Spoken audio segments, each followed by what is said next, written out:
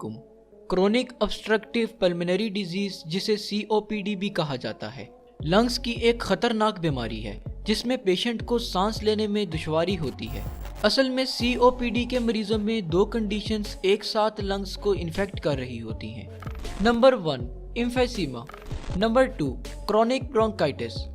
तो आइए देखते हैं कि इन दोनों कंडीशंस में हमारे लंग्स के साथ क्या होता है। क्रोनिक ब्रोंकाइटिस, हमारे लंग्स में ट्यूब लाइक एयरवेज मौजूद होते हैं जिनसे होते हुए सांस हमारे लंग्स में दाखिल होती है और फिर इन्हीं एयरवेज के रास्ते बाहर भी निकलती है। इन एयरवेज को ब्रोंक्यूल्स कहा जाता है।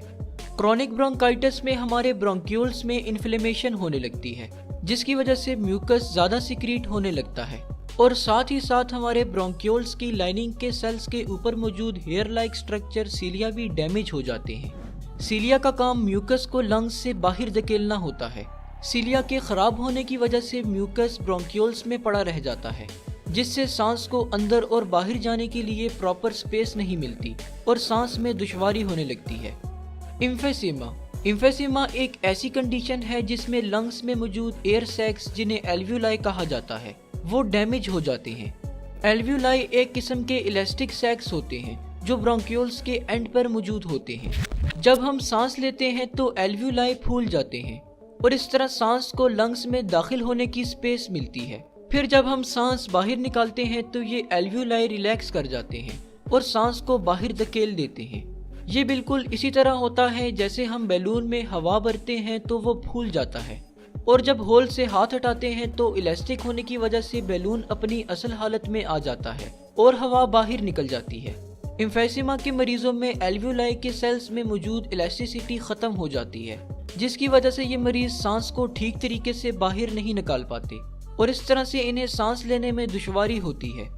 अगर किसी शख्स में ये दोनों कंडीशंस एक साथ पाई जाएं तो ऐसे लोगों को क्रोनिक ऑब्स्ट्रक्टिव पल्मोनरी डिजीज यानी COPD का मरीज माना जाता है। COPD की सबसे बड़ी वजह स्मोकिंग है। तकरीबन 90% लोगों में COPD स्मोकिंग की वजह से डेवलप होती है और ज़्यादातर ये बीमारी 40 साल की उम्र के बाद इलामात ज़ाहिर करती है। हम जानते हैं कि सिगरेट में बहुत सारे हार्मफुल केमिकल्स पाए जाते हैं और जब हम सिगरेट पीते हैं तो ये केमिकल्स आहिस्ता आहिस्ता हमारे लंग्स के एल्वियोलाई और ब्रोंक्यूल्स को डैमेज करते जाते हैं जिससे फिर COPD की मर्ज लगती है। स्मोकिंग के अलावा कुछ और वजूहात से भी COPD हो सकती है जैसा कि एयर पोल्यूशन और अल्फा-1 एंटीट्रिप्सिन प्रोटीन की कमी भी COPD कॉज कर सकती है। COPD को डायग्नोज करने के लिए चेस्ट एक्सरे, CT स्कैन और स्पेरोमेट्री टेस्ट परफॉर्म किया जाता है। स्पेरोमेट्री टेस्ट में मरीज एक डिवाइस की ट्यूब में जोर जोर से सांस लेता है जिसको देखकर डॉक्टर ये तयन करता है कि इस शख्स के लंग्स किस हद तक डैमेज हो चुके हैं।